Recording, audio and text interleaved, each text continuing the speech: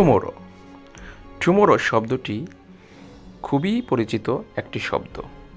তো ভিউয়ার্স, আজকের ভিডিওতে আমরা টুমোরো শব্দ সম্বন্ধে জানব। চ্যানেলটি যদি সাবস্ক্রাইব না করে থাকেন তাহলে চ্যানেলটি সাবস্ক্রাইব করুন এবং বেল বাটন অল করে দিন।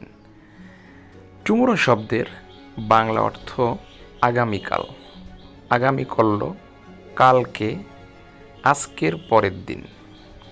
টুমোরো শব্দটি একই সাথে নাউন ও অ্যাডভার্ব, অর্থাৎ এটা সেন্টেন্সে ব্যবহারের ওপরে নির্ভর করে।